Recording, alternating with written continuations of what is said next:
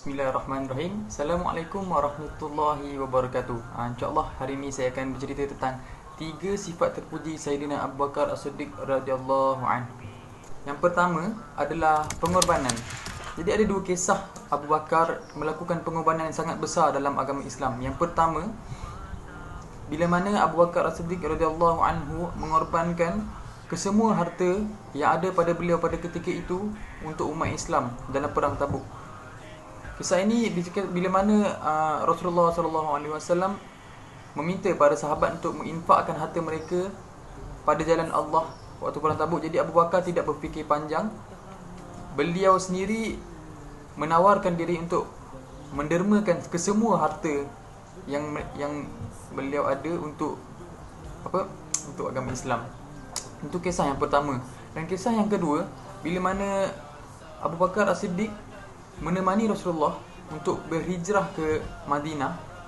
Dan pada ketika itu beliau dan baginda sendiri bersembunyi di Gua Thur, dan beliau rela kaki beliau dipatuk ular semata-mata untuk melindungi Rasulullah SAW.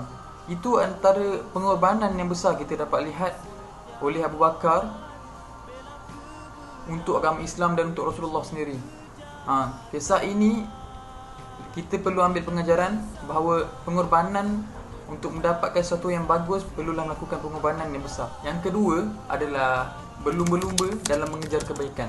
Ada satu kisah ketika Rasulullah SAW, kebiasaannya baginda akan bertanyakan para sahabat sesudah solat subuh tentang amalan mereka.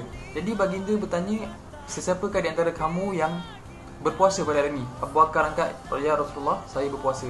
Dan siapa antara, yang kedua soalan Rasulullah, siapa antara kamu yang telah menziarahi orang sakit? Abu Bakar pun menjawab, saya ya Rasulullah. Dan soalan ketiga, siapakah di antara kamu yang ada sedekah, melakukan sedekah pada hari ini sebelum subuh? Dan orang yang sama, Abu Bakar As-Siddiq, menyatakan bahawa saya ya Rasulullah, telah melakukan amalan tersebut. Jadi hal ini diparakui sendiri oleh Sayyidina Umar Al-Khattab. Tidaklah kami melakukan kebaikan kecuali Abu Bakar As-Siddiq dah mendahului kami dalam melakukan amal soleh dan kebaikan. Jadi pengajaran buat kita perlu berlumba-lumba dalam melakukan amal kebaikan demi mengejar pahala dan menunjukkan contoh yang baik, contoh teladan buat orang lain. Dan yang ketiga adalah sifat amanah dalam memimpin.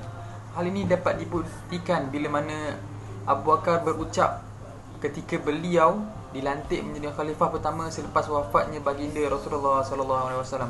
Antara ucapan beliau, jika aku melakukan kebaikan, wa in ahsantu fattabi'uni, ikutlah aku, dan jika aku melakukan keburukan, wa in asa'tu faqawwimuni, maka perbetulkanlah aku. Ucapan ini menunjukkan bahawa Abu Bakar sangat humble. Beliau sedia ditegur bila mana beliau melakukan kesalahan, dan beliau merasakan bahawa amanah memimpin ini sangat berat.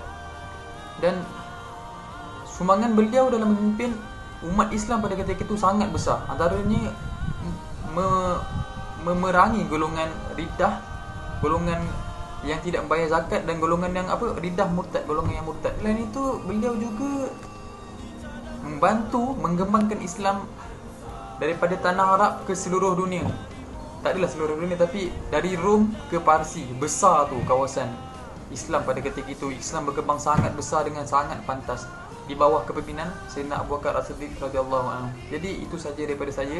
Harap kita dapat sama-sama mengimplementasikan 3 sifat terpuji ini dalam diri kita, dalam kehidupan seharian sebagai seorang pelajar ataupun sebagai seorang anak, sebagai seorang suami, isteri, pekerja dan sebagainya. Itu saja. Assalamualaikum warahmatullahi wabarakatuh.